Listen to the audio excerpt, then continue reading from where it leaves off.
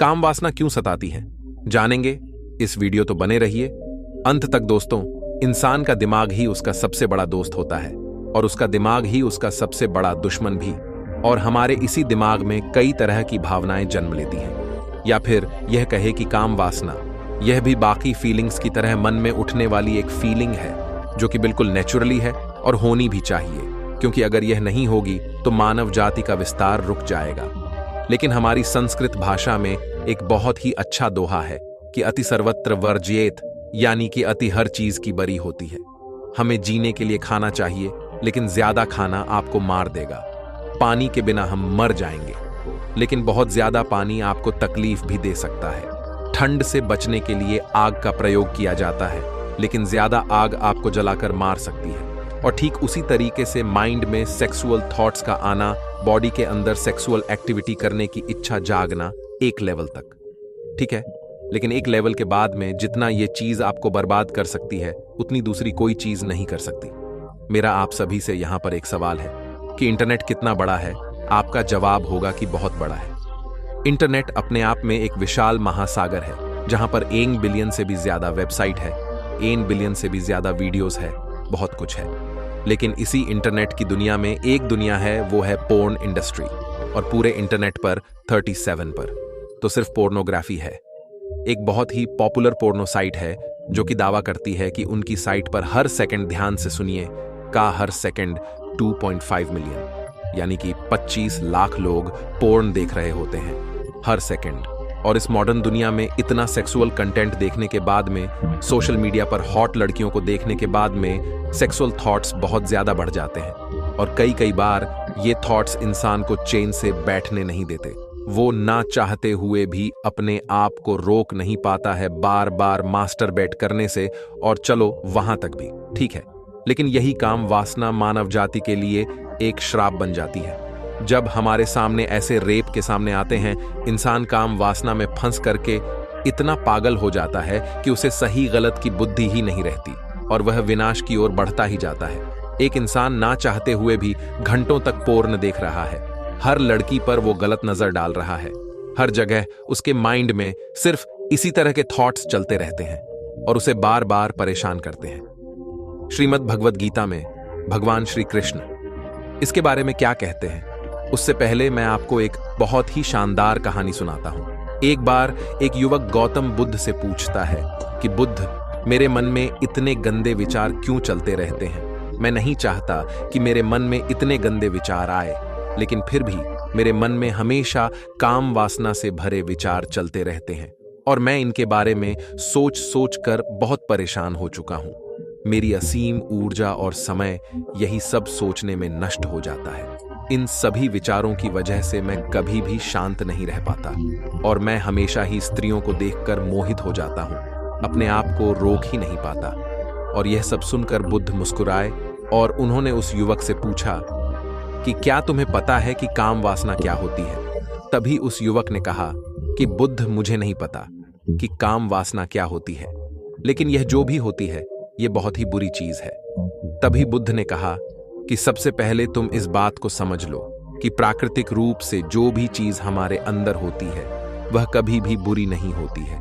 हमारे जीवन में उसकी कुछ ना कुछ जरूरत होती है। वासना कोई बुरी बात नहीं है, यह तो हमारे मन की एक भावना है जो कि हमें किसी ना किसी चीज की कमी का एहसास करवाती है और फिर उस कमी को पूरा करने के लिए, उस चीज को पाने के लिए हम उस चीज की तरफ आकर्षित हो जाते हैं। जैसे अगर तुम्हारे पास धन की कमी है तो तुम्हें धन पाने की वासना उत्पन्न हो जाएगी। तो वासना कुछ और नहीं, बस एक प्रकार की कमी है जो कि एक प्रकार की जरूरत का एहसास है।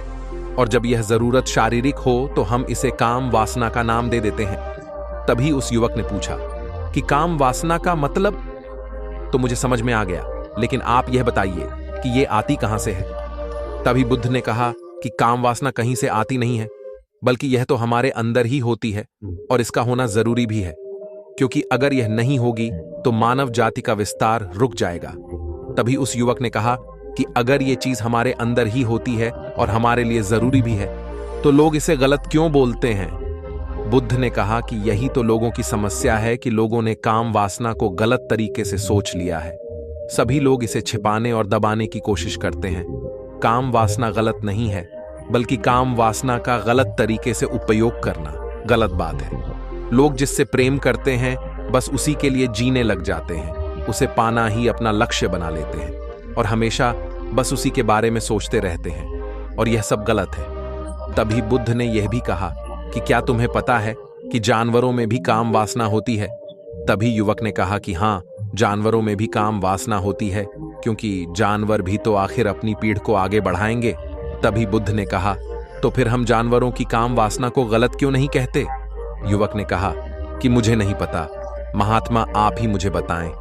तभी गौतम बुद्ध ने कहा कि जानवर अपनी काम वासना का प्रयोग आनंद प्राप्ति के लिए नहीं करते, वो तो सिर्फ संतान उत्पन्न करने के लिए अपनी काम वासना का प्रयोग करते हैं।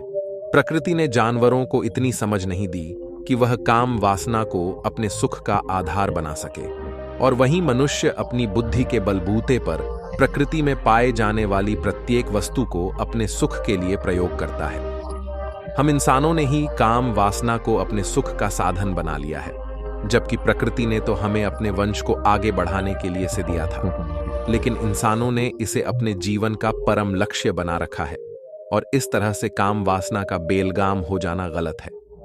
तभी युवक ने पूछा कि काम वासना हम पर हावी क्यों हो जाती है और यह बेलगाम क्यों हो जाती है? तभी गौतम बुद्ध ने कहा कि सुनो, अब मैं तुम्हें कहानी सुनाता हूं, उसके बाद में तुम्हारे जितने भी सवाल है काम वासना को लेकर के, उन सभी सवालों का जवाब तुम्हें इस कहानी में मिल जाएगा। बस तुम इस कहानी को थोड़ा ध्यान से सुनना और ध्यान से समझना। एक बार की बात है, एक आश्रम में गुरु और उनके शिष्य रहा करते थे, और वे रोजाना आश्रम के बाहर स्थित गांवों में भिक्षा लेने के लिए जाते थे। उस आश्रम का एक शिष्य जिस गांव में भिक्षा लेने के लिए जाता था, उसके रास्ते में एक नदी पड़ती थी। एक दिन वो शिष्य भिक्षा लेने के लिए जा रहा था। तभी रास्ते में उसने देखा कि एक लड़का पेड़ के पीछे छिपा हुआ है। वह शिष्य उस लड़के के पास में गया और उससे जाकर पूछा कि भाई, तुम यहाँ पर पीछे खड़े होकर क्या देख रहे हो? तभी लड़के ने कहा कि भाई, तुम्हें नहीं दिख रहा है, मैं क्या देख रहा हूं, जरा एक बार उधर नजर डालो। तभी शिष्य ने साइड में देखा तो वहां पर कुछ लड़कियां पानी भर रही थीं। लड़कियों की उम्र 14 से 15 साल के बीच में थी। तभी शिष्य ने कहा कि यहां पर तो लड़कियां पानी भर रही हैं, तो इसमें छिपकर देखने वाली बात क्या है? अरे पागल, तुम्हें दिखाई नहीं दे रहा है क्या कैसे ये परियां नदी से पानी निकाल रही है?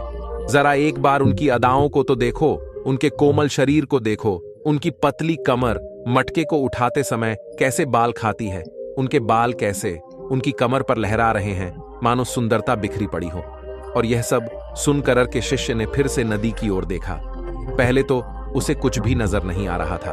पहले वो बिल्कुल डरा हुआ नहीं था, लेकिन इस बार वो बहुत डरा हुआ था और वो छिपकर लड़कियों को देखने लगा, मानो जैसे वो कोई अपराध कर रहा हो। वो अचानक अंदर से कांपने लगा और उसने अपने आप से कहा, मैं ये सही नहीं कर रहा हूं, मुझे यहां से चले जाना चाहिए। और फिर वो जल्दी से वहां से चला गया। लेकिन जब वो शिष्य आश्रम गया तो उसकी आंखों के सामने बार बार वो दृश्य आ रहा था जो कि उसने वहां पर देखा था। अब उसका किसी भी काम में मन नहीं लग रहा था।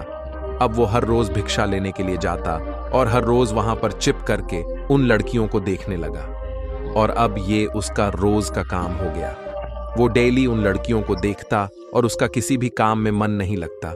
वो हमेशा किसी न किसी प्रकार के विचारों में उलझा रहता था। वो आश्रम के कार्यों को भी ठीक ढंग से नहीं कर पा रहा था। वो ना तो ठीक से सो पाता, ना ठीक से खा पाता। उसका मन बेचैन सा रहने लग गया। उसका मन बार बार उन लड़कियों के सौंदर्य को देखने के लिए कहता, और जब गुरु शिक्षा देते हैं तब भी उसका मन कहीं और लगा रहता। और इन्हीं सब हरकतों की वजह से उसके गुरु को दाल में कुछ काला लगा। गुरु ने शिष्य को अपने पास बुलाया और कहा कि आज से मैं भी तुम्हारे साथ भिक्षा लेने के लिए चलूंगा। तभी शिष्य ने कहा कि गुरुदेव, आप परेशान मत होइए, मैं अकेला ही भिक्षा मांग लूंगा। और गुरु तो गुरु ठहरे। यहां पर वह समझ गया कि जरूर दाल में कुछ ना कुछ तो काला है। जब वह शिष्य भिक्षा मांगने के लिए जाता है तो गुरु भी छिप छिप कर उसके पीछे चले जाते हैं। थोड़ा आगे जाने के बाद में गुरु देखते हैं कि उनका शिष्य किसी लड़के के साथ में मानो अपराधी की तरह छिपा हुआ है और छिपकर कुछ देख रहा है। गुरु भी अपने शिष्य के पीछे जाकर खड़े हो गए और देखने लग गए कि आखिर उनका शिष्य क्या देख रहा है। और गुरु ने देखा कि उनका शिष्य पेड़ के पीछे छुपकर उन लड़कियों को देख रहा है। तभी गुरु ने शिष्य से कहा कि तुम यह क्या देख रहे हो। अपने गुरु की आवाज सुनकर वह लड़का घबरा गया और उसके पसीने छूटने लगे। वह डर से थर-थर कांपने लगा, मानो किसी चोर की चोरी को किसी ने रंगे हाथों पकड़ लिया हो। और उस शिष्य के साथ में जो लड़का था वह भी घबराकर वहां से भाग गया। वह शिष्य गुरु से नजर भी नहीं मिला पा रहा था और टूटे फूटे शब्द बोल रहा था। तभी गुरु ने शिष्य की तरफ देखा और कहा कि मेरा शिष्य तो निर्भय था, उसे किसी चीज का डर नहीं था, लेकिन यहां पर यह मैं क्या देख रहा हूं, मेरा शिष्य इतना डरा हुआ क्यों है। तभी शिष्य ने कहा कि गुरुदेव मुझे माफ कर दीजिए, ये लड़का कोई मेरा दोस्त नहीं है, इसने मुझे बहका दिया। मैं आपसे वादा करता हूं कि मैं आज के बाद कभी ऐसा नहीं करूंगा, मैं दोबारा कभी ऐसा नहीं करूंगा, मुझे माफ कर दें। तभी गुरु ने शिष्य से कहा कि कोई बात नहीं, लेकिन तुम इस बात का ध्यान रखना कि जैसी संगति करेंगे वैसा ही हमें फल प्राप्त होगा। हम जैसी संगति करते हैं उसके विचार हमारे अंदर प्रवेश करते हैं, इसलिए अच्छी संगति करो ताकि तुम्हारे अंदर अच्छे विचार प्रवेश करें। और फिर इसके बाद में गुरु और शिष्य दोनों आश्रम लौट आए। इसके बाद में शिष्य हर काम को ध्यान से करने लगा। उसने उस रास्ते को छोड़ दिया और दूसरे रास्ते से जाने लगा। सब कुछ बिल्कुल सही चल रहा था, लेकिन कुछ ही टाइम बाद उस शिष्य के मन में क्रोध उत्पन्न होने लगा। वो दूसरे शिष्यों पर क्रोध करने लगा, बेचैन सा रहने लग गया। अब वह सही समय पर भोजन नहीं कर रहा था और बहुत ही कम भोजन करता था। और यह सब देखकर गुरु को फिर से कुछ न कुछ गड़बड़ लगी। एक रात गुरु शिष्य के पास में आए और शिष्य से कहा कि अब तक तुम अपना वादा कितनी बार तोड़ चुके हो। और यह सुनकर शिष्य अपने गुरु के चरणों में गिर गया और रोने लगा। और रोते रोते ही उसने गुरु से कहा कि गुरुदेव, मैं अपना वचन कई बार तोड़ चुका हूं। मैं हर बार अपने आप से वादा तो कर लेता हूं, लेकिन हर बार अपना वादा तोड़ देता हूं। मेरे मन पर नियंत्रण ही नहीं है। मैं बहुत कोशिश करता हूं कि मैं अपने मन से सारे बुरे विचारों को निकाल दूं, लेकिन मैं चाहकर भी ऐसा नहीं कर पा रहा हूं। तभी गुरु ने शिष्य से कहा कि तुम मेरे साथ चलो। और गुरु शिष्य को आश्रम के एक बगीचे में लेकर गए और शिष्य से कहा कि तुम यहां पर देखो, यहां पर कुछ नालियां बनी हुई हैं जिससे कि नदी का पानी इन पौधों तक पहुंच रहा है और यह पानी निरंतर बह रहा है। क्या तुम इस पानी को रोक सकते हो? तभी शिष्य ने कहा कि हाँ गुरुदेव, मैं इस बहते हुए पानी को रोक सकता हूं। फिर शिष्य ने मिट्टी उठाकर उस नाली में डाल दी और थोड़ी देर के लिए पानी रुक गया, लेकिन कुछ ही देर बाद पानी मिट्टी के ऊपर से निकल गया और मिट्टी भी पानी के साथ में बह गई। तभी गुरु ने शिष्य से कहा कि अरे ये क्या, ये पानी तो रुका ही नहीं, तुम तो कह रहे थे कि तुम इसे रोक दोगे। तभी शिष्य ने कहा कि गुरुदेव कोई बात नहीं, मैं इसे रोक के बताऊंगा। तभी शिष्य एक बड़ा सा पत्थर लेकर आया और उसे नाली पर रख दिया और फिर पानी रुक गया।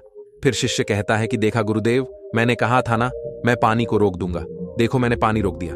तभी गुरु मुस्कुराए और बोले, अच्छा जरा ध्यान से देखो, पानी वहां साइड से निकल रहा है और ध्यान से देखो ये पत्थर भी आगे की ओर आ गया है। कुछ देर बाद ये पानी अपना रास्ता बदलकर आगे बढ़ने लग जाएगा। और फिर हुआ भी है ऐज ही। फिर गुरु ने शिष्य को समझाया कि तुम्हारे साथ में भी बिल्कुल ऐसा ही हो रहा है।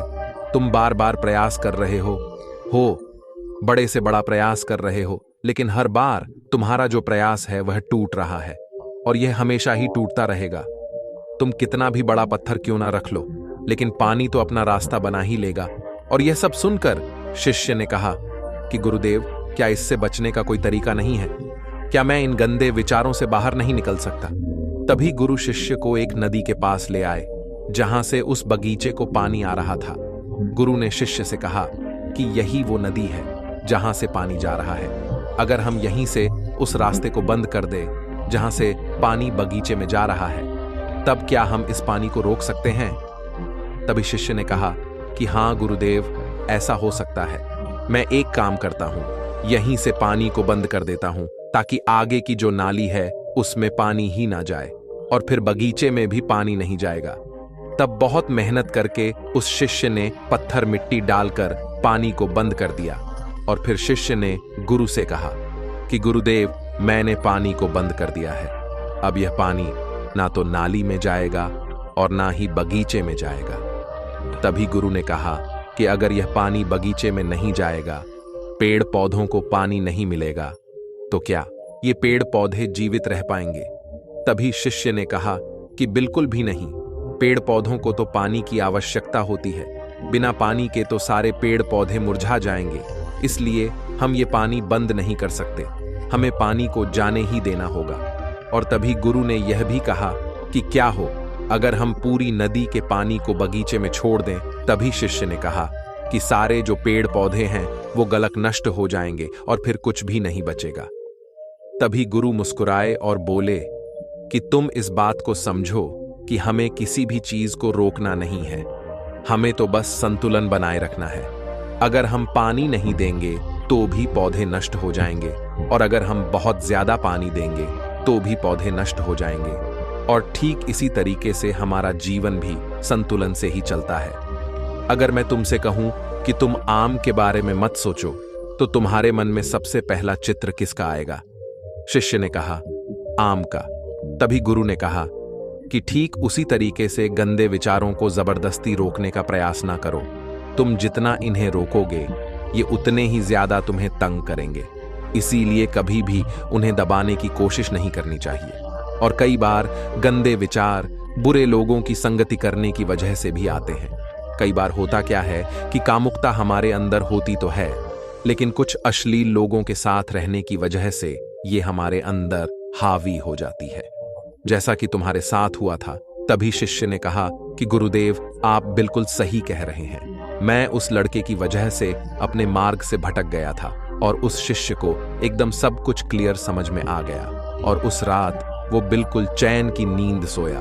अगले दिन वो शिष्य नदी पर गया जहां पर लड़कियां पानी भर रही थीं, और शिष्य ने उन लड़कियों से पानी मांगा, और उन लड़कियों में से किसी एक लड़की ने शिष्य को पानी पिलाया और उसके चरण भी स्पर्श किए, और उस शिष्य ने उसे आशीर्वाद दिया कि तुम्हारा कल्याण हो। और शिष्य को मानो ऐसा लगा हो कि उसका सब कुछ खोया हुआ उसे वापस मिल गया हो।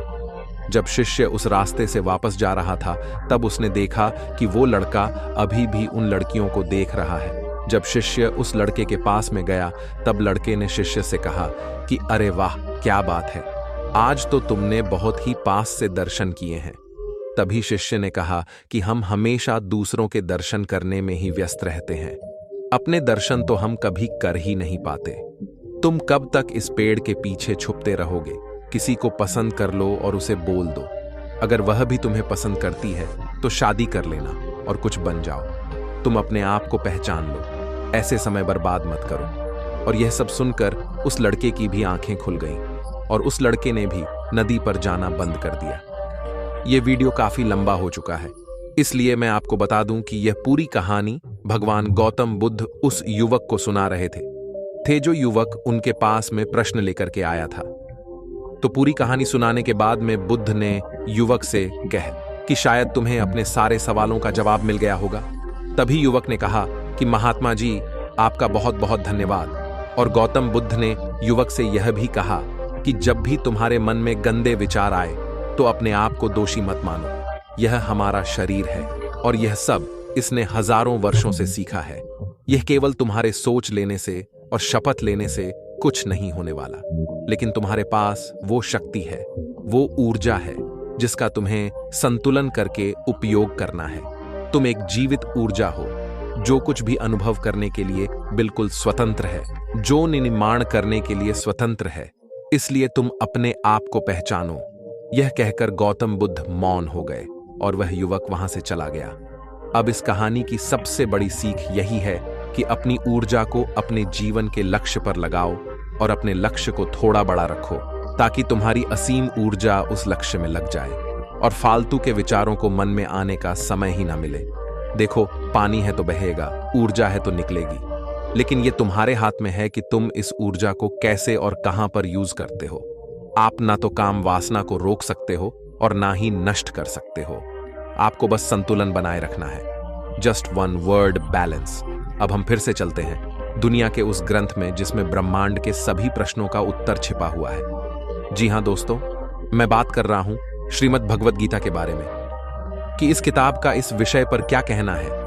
एक इंसान के अंदर जब काम वासना जन्म लेती है और जब ये उस पर हावी हो जाती है तब इंसान का पतन निश्चित है, क्योंकि कामनाएं पूरी होकर भी कभी पूरी नहीं होती और एक कामना अनेक कामनाओं को जन्म देती है।